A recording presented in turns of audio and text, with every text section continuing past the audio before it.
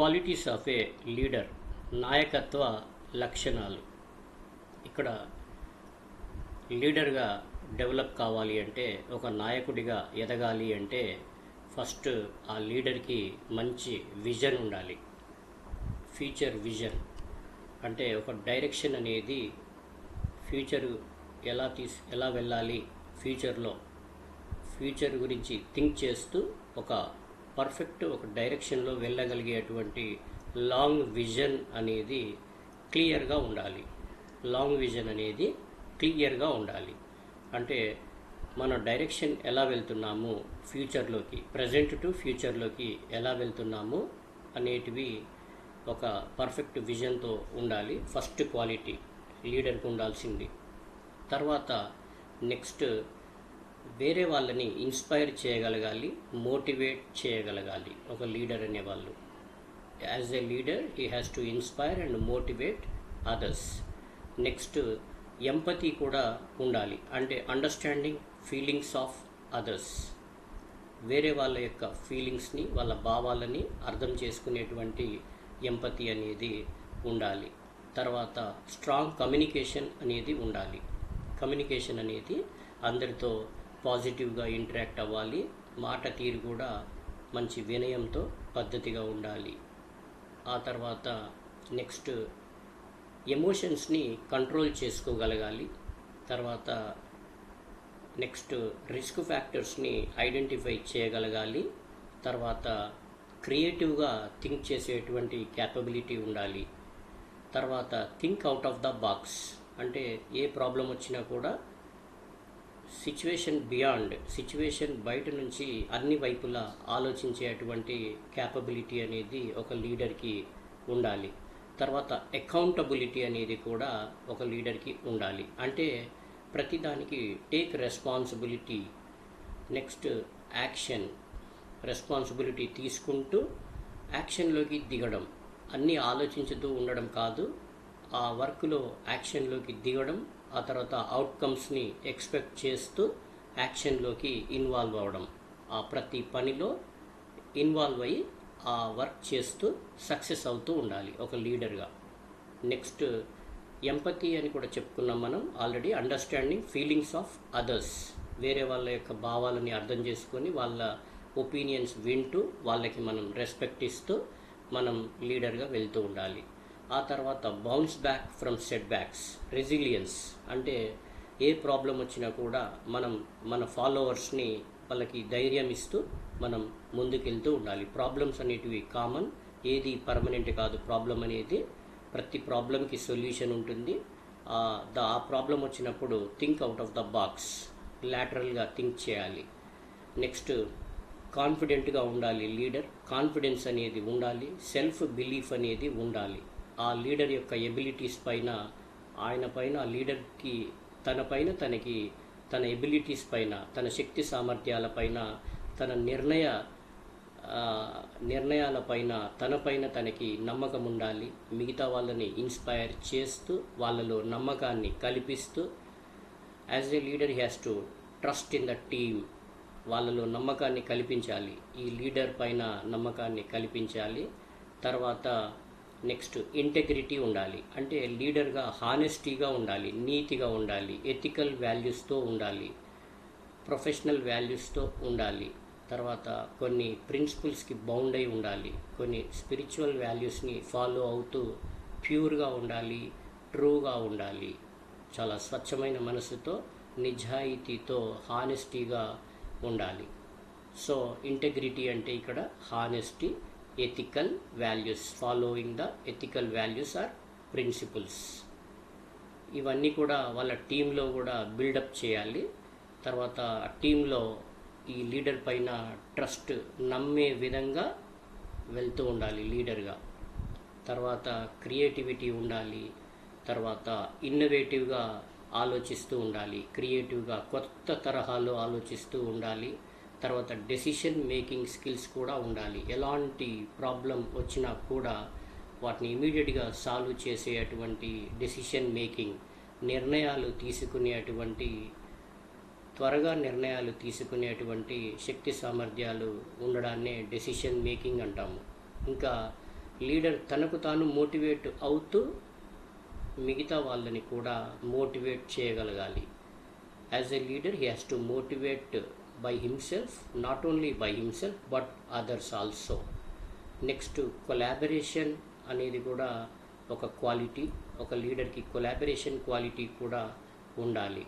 అంటే ప్రతి ఒక్కరిని కూడా ప్రతి ఒక్కరికి వాల్యూ ఇస్తూ, టీం లోపల ఉన్నటువంటి ప్రతి ఒక్కరికి కూడా వాల్యూ ఇస్తూ, ప్రతి ఒక్కరికి విలువను ఇస్తూ, వాళ్ళని గుర్తిస్తూ, వాళ్ళకి ఐడెంటిటీ, వాళ్ళకి ఒక గుర్తింపు అనేది ఇస్తూ ముందుకెళుతూ ఉండాలి ఒక నాయకుడిగా.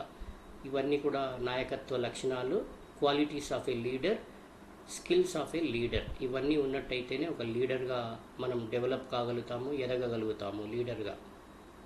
తర్వాత కొలాబరేషన్ అంటే ప్రతి ఒక్కరిని కూడా మనం వాళ్ళకి ఇంపార్టెన్స్ ఇస్తూ, వాళ్ళని గుర్తిస్తూ, రికగ్నైజ్ చేస్తూ, వాళ్ళకి వాల్యూ ఇస్తూ, ప్రతి ఒక్కరు కూడా ఇంపార్టెంట్ అనే వాల్యూని క్రియేట్ చేయాలి టీం లోపల.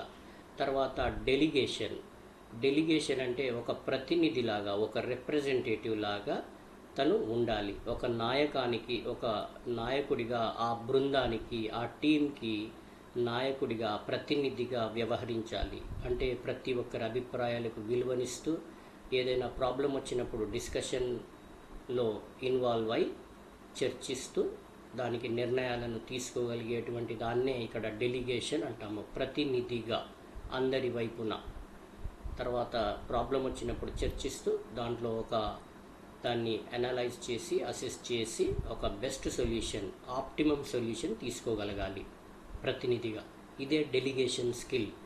డెలిగేట్ ద టాస్క్స్ అంటే చర్చలో పెట్టి, చర్చ ద్వారా వచ్చినటువంటి నిర్ణయాన్ని ఫైనలైజ్ చేయడం. తర్వాత ఎంపవర్ ద టీమ్ని డెవలప్ చేయాలి, మెంటల్గా, మానసికంగా దృఢంగా తయారు చేయాలి, ప్రతి ఒక్కరికి గుర్తింపునిస్తూ. దాన్ని ఎంపవర్ ద టీమ్ అంటారు యాజ్ ఏ డెలిగేట్గా. సో దీన్ని డెలిగేషన్ స్కిల్ అంటాము. తర్వాత లీడర్కి యాక్టివ్ లిజనింగ్ స్కిల్ ఉండాలి. ప్రతిదీ ముందు వినాలి, తర్వాత మాట్లాడడం తెలుసుకోవాలి. వినాలి, తర్వాత మాట్లాడాలి. నెక్స్ట్, ఎవరిని కూడా కించపరిచినట్టుగా తక్కువ అంచనా వేస్తూ మాట్లాడకూడదు. నెక్స్ట్, సెల్ఫ్ అవేర్నెస్ ఉండాలి. ఆ లీడర్ పైన తన స్ట్రెంగ్స్ ఏంటి, వీక్నెసెస్ ఏంటి అనేవి తెలవాలి. దాన్ని సెల్ఫ్ అవేర్నెస్ అంటారు. తర్వాత ఎంపవర్మెంట్ అంటే ఏంటి అంటే ప్రతి ఒక్క మెంబర్ని టీంలో ఇన్వాల్వ్ చేస్తూ ప్రతి ఒక్క మెంబర్కి సపోర్ట్ ఇవ్వడం. తర్వాత హ్యూమిలిటీ అనే స్కిల్ కూడా ఉండాలి. అంటే open to learn from others. ప్రతి ఒక్క విషయాన్ని వేరే వాళ్ళ ద్వారా తెలుసుకోవడం. ఎందుకంటే మనకు ఒకరికే నాలెడ్జ్ ఉండదు, మిగతా వాళ్ళ నాలెడ్జ్ని కూడా షేర్ చేసుకొని మనం తెలుసుకోవడం, దీన్ని హ్యూమిలిటీ అని అంటారు.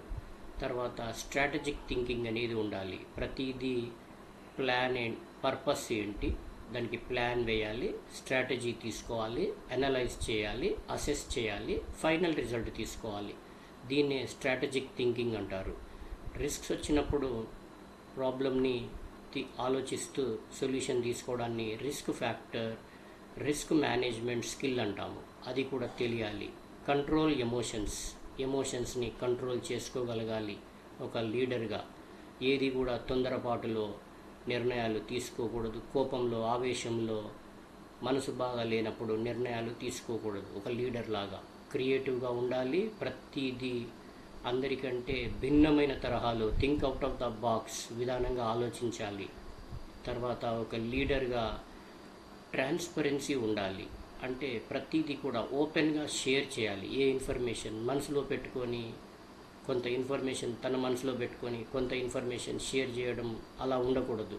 దాన్ని ట్రాన్స్పరెన్సీ అంటాము. అంటే ఓపెన్గా అందరితో ప్రతి విషయాన్ని చర్చించి నిర్ణయాలు తీసుకోవడం. ఓపెన్గా ఉండాలి లీడర్. దాన్ని ట్రాన్స్పరెన్సీ స్కిల్ అని అంటాము. తర్వాత ఇంటెగ్రిటీ అంటే ఏంటి అంటే ఎథికల్ వాల్యూస్ ఫాలో అవ్వాలి, స్పిరిచువల్ వాల్యూస్ ఫాలో అవ్వాలి, హానెస్టీగా ఉండాలి. తర్వాత కన్సిస్టెన్సీగా ఉండాలి. ప్రతి విషయంలో ఒక వర్క్ స్టార్ట్ చేశాము, మనని నమ్ముకున్న ఫాలోవర్స్ కోసం ఒక యాక్షన్లోకి దిగాము, ఒక టాస్క్ పైన యాక్షన్ తీసుకున్నాము అని అంటే ఆ పని కంప్లీట్ అయ్యేంత వరకు కన్సిస్టెన్సీ, కాన్స్టెంట్గా ఆ వర్క్ కంప్లీట్ అయ్యేంత వరకు మనం వెళ్తూనే ఉండాలి. మళ్ళీ వెనక్కి చూడకూడదు. ఎన్ని ప్రాబ్లమ్స్ వచ్చినా కూడా వాళ్ళకి సొల్యూషన్ పర్ఫెక్ట్గా ఇచ్చే రీతిలో ఉండాలి లీడర్, ఏ ప్రాబ్లం వచ్చినా ఫాలోవర్స్కి. తర్వాత నెక్స్ట్ రెస్పెక్ట్. టీంలో ఉన్న మెంబర్స్కి, ఫాలోవర్స్కి రెస్పెక్ట్ ఇవ్వాలి. వాళ్ళపైన నమ్మకం ఉండాలి, ఒకరిపైన ఒకరికి మ్యూచువల్ ట్రస్ట్ ఉండాలి. వర్త్ ఆఫ్ ఈచ్ మెంబర్, ప్రతి ఒక్కరికి వర్త్ అనేది ఇవ్వగలగాలి, ప్రతి ఒక్కరిని వర్త్ఫుల్ క్యాండిడేట్గా చూడగలగాలి లీడర్ అనేవాడు. అంటే రెస్పెక్ట్ ఇవ్వడం అనేది తెలుసుకోవాలి, మ్యూచువల్ అండర్స్టాండింగ్, మ్యూచువల్ ట్రస్ట్ ఉండాలి, నమ్మాలి ప్రతి ఒక్కరిని. తర్వాత నమ్ముతూ మళ్ళీ అన్ని విషయాలు కూడా తెలుసుకుంటూ ఉండాలి. తర్వాత పాజిటివిటీ, అంటే పాజిటివ్గా ఆలోచించడం, టీంని మోటివేట్ చేయడం, పాజిటివ్ వేలో వెళ్తూ ఉండాలి. ఆప్టిమిస్టిక్గా, ఆశావాదంతో ఉండాలి, పెసిమిస్టిక్గా ఉండకూడదు. ఎందుకంటే పాజిటివ్గా ఉన్నట్టయితే టీంని మోటివేట్ చేస్తూ మన గోల్స్, ఏ ప్రాబ్లం ఉన్నా కూడా సాల్వ్ చేయొచ్చు. తర్వాత డెసిసివ్నెస్, అంటే take decisions at right time.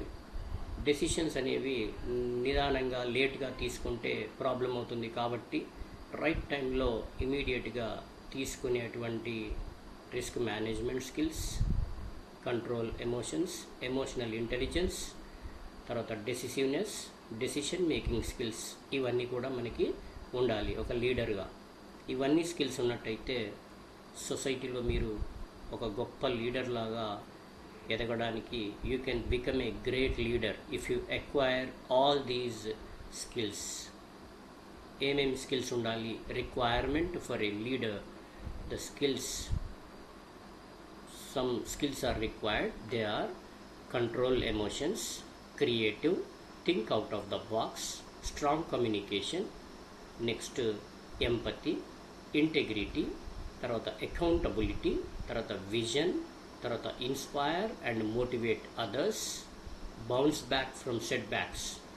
ఎలాంటి ప్రాబ్లం వచ్చినా కూడా మళ్ళీ తిరిగి లేవాలి, అంతేగాని దీన్ని రెసిలియన్స్ అంటారు. ఏ ప్రాబ్లం వచ్చినా మళ్ళీ వెనక్కి తిరిగి చూడకుండా వెళ్తూనే ఉండాలి, ముందుకే వెళ్ళాలి కానీ వెనక్కి తిరిగి చూడకుండా ఉండాలి. అదే బౌన్స్ బ్యాక్. ఏ ప్రాబ్లం వచ్చినా మళ్ళీ తిరిగి నిలబడడం. తర్వాత కాన్ఫిడెన్స్, కరేజ్, ధైర్యం ఉండాలి. లీడర్కి ధైర్యం ఉంటే ఫాలోవర్స్ కూడా అదే ధైర్యంతో ముందుకెళ్తారు. లీడర్కి ధైర్యం లేదనుకోండి, ఇంకా ఫాలోవర్స్ కూడా అధైర్యపడిపోతూ ఉంటారు.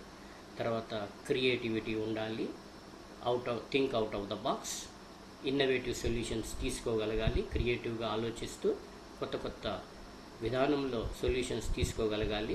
డెసిషన్ మేకింగ్ స్కిల్ ఉండాలి. తర్వాత టీంని మోటివేట్ చేయడం, మోటివేషన్ ఉండాలి. కొలాబరేషన్ ఉండాలి.